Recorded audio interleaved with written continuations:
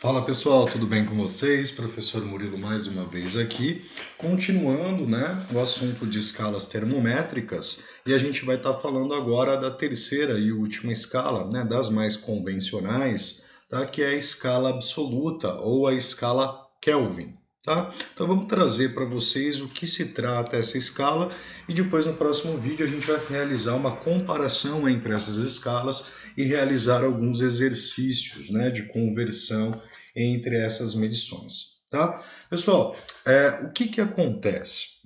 Nós sabemos, ou pelo menos em teoria, ainda não existe um limite superior para a questão do grau de agitação das partículas. Tá? Então quer dizer que as partículas elas podem continuar se agitando, tá? Indefinidamente, tá? E aumentando o grau de agitação delas, ou seja, recebendo calor. Tá? Então não há uma temperatura máxima estipulada, certo? Tá? Que a substância possa atingir. Entretanto, observa-se um limite inferior. Tá? Existe um valor mínimo em que a temperatura pode atingir, se a gente pensar nesta forma. Tá? Esse limite, esse valor mínimo, ele é imposto aí, então pelas condições naturais, ou seja, imposto pela própria natureza. Tá?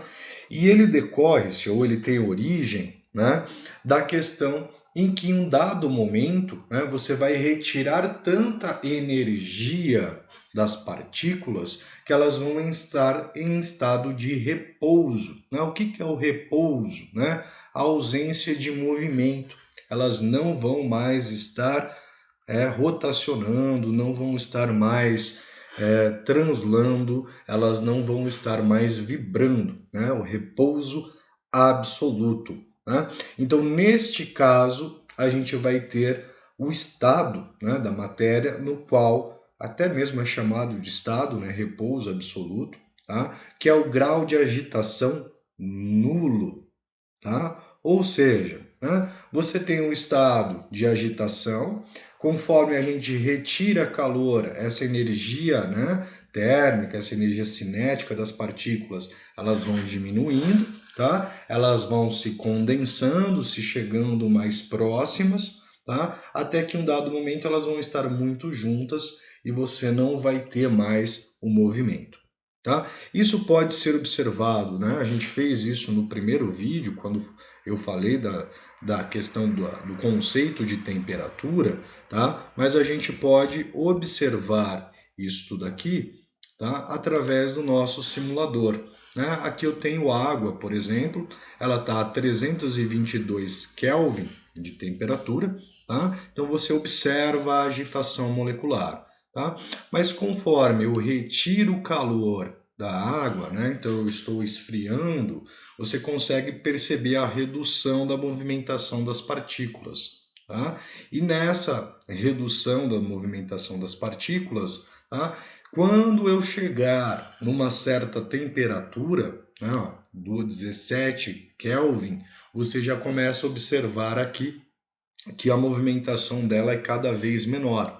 Tá? Então, se eu continuar retirando o calor, retirando essa energia, em um dado momento, aqui vai começar a demorar um pouquinho para fazer essa transferência, já que a temperatura está muito baixa, e a troca de calor acontece exatamente pela diferença de temperatura. Tá? E quando eu conseguir, que eu estou a 1 Kelvin, ainda há movimentação das partículas. Tá? Se eu insistir aqui um pouquinho mais e eu chego no 0 Kelvin, tá? Não há mais esse movimento. Então, grau de agitação nulo. Tá?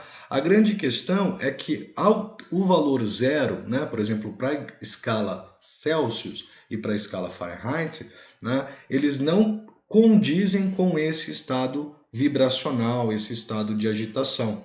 Tá? Tanto que se eu mudar aqui para a temperatura em graus Celsius, nós vamos ter a correspondência de menos 273. Tá? Então, uma temperatura negativa. Se a gente pensar, se a gente começar então a pensar um pouquinho, se a temperatura mede grau de agitação, como que eu vou ter um grau de agitação negativo? Certo? Não faz muito sentido. né? Que grau de agitação é a quantidade de agitação. Então, 0 seria o menor valor possível. Tá? Então, 0 Kelvin, ele faz esta associação. Tá? Então, adotando realmente essa ideia de não termos a agitação molecular quando a gente chega nessa temperatura limite. Tá? E nas outras duas escalas, isso já não acontece. Né? Você vai ter temperaturas negativas, mesmo que elas não representem, né, a questão ali, então, dessa agitação. Novamente, porque elas estão comparando, né, com a água e, no caso da Fahrenheit, com a amônia, né, com aquela solução de água, gelo e amônia. Tá? Então, algo interessante para nós sabermos. A escala Kelvin, ela trabalha realmente com grau de agitação molecular. Tá? E por isso que ela é utilizada no Sistema Internacional de Medidas, né? Por ser um parâmetro de grau de agitação mesmo, sem levar em consideração aí temperaturas negativas, né? Ou valores negativos para essa mensuração. Tá? E quem fez essa, né, e quem estabeleceu essa unidade foi o Lord Kelvin, né? Nós temos aqui a fotinho dele aqui do lado, né? Lord, realmente, ele recebeu ali a nomenclatura de Lord, tá? E você vai ter, então, que ele corresponde à escala desenvolvida por Celsius, tá? Só que, diferente de usar o 0 como ponto de fusão da água, ele usou, então, o 0 como esse limite inferior, né? Esse menor valor. E, a partir daí, ele criou os mesmos espaçamentos entre a escala Celsius, tá? Tanto que a ordem dele é de 100 para 100, né? Elas são idênticas, a única diferença é o posicionamento, né? Que a gente vai falar disso daqui a pouco. Tá?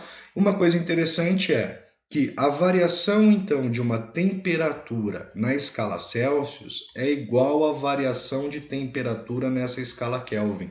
Tá? Eles vão acontecer na mesma variação, já que eles chegam na mesma proporção. Então, variar 20 graus Celsius representa a mesma variação em graus Celsius, né, em Kelvin, tá? Do que no caso Fahrenheit, isso vai ser um pouco diferente, tá? Então, a escala denominada escala Kelvin é a escala adotada no sistema internacional e uma das suas principais características é que ela não apresenta valores negativos, né? O que faz muito sentido ao pensarmos no grau de agitação. Tá?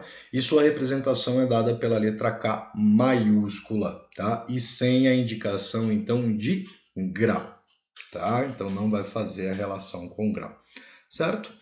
A relação que nós temos, então, entre essas duas escalas é a seguinte, tá, gente? Em valores mais exatos, né? O 0 Kelvin, tá? O 0 Kelvin, ele corresponde a menos 273,5,15 graus Celsius, tá? Assim, então, o 0 Celsius corresponde a 273 Kelvin.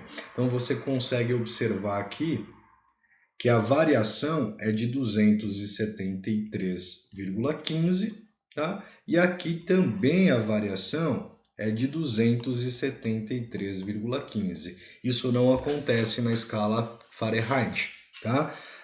Da mesma forma, aqui variou-se a temperatura em 0,01, tá? E aqui você também tem a variação de 0,01, né, de aumento, tá? E daqui para cá, por exemplo, uma variação de 100 e 273,15 mais 100 vai dar os 373,15. Então, 100 graus Celsius corresponde a 273,15.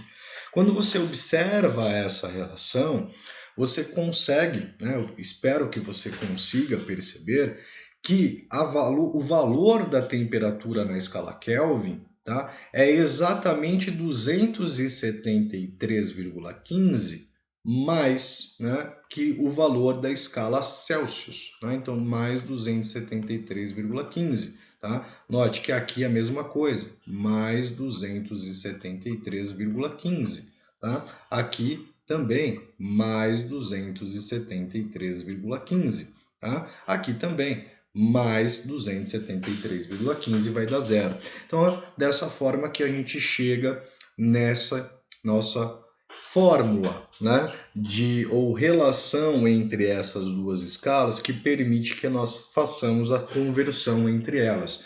Ou seja, a temperatura em Kelvin vai ser igual à temperatura em Celsius mais 273,15. Normalmente se usa 273, né, como uma aproximação ali, desconsidera a parte decimal, tá? Mas o mais correto 273,15. Interessante que a gente, através dessa mesma expressão, a gente pode, por exemplo, gerar uma inversa, né? O que seria essa inversa? Uma contrária, né? Ou no caso, né, se a temperatura Kelvin é a Celsius mais 273, eu posso afirmar que a temperatura em Celsius vai ser a temperatura em Kelvin menos os 273. Né? Uma está 273 unidades acima e a outra está 273 unidades abaixo. Tá? Então, por isso dessa subtração. Tá? Então, essa é a relação que nós temos e a origem dessa escala Kelvin. Tá? Gente, no próximo vídeo eu vou trazer então a correspondência entre essas três escalas e uma sequência de exercícios resolvidos fazendo conversão de unidades, tá, de temperatura e também algumas aplicações, né, em contextos, né, umas situações contextualizadas. Tá? Grande abraço, ótimos estudos e fui!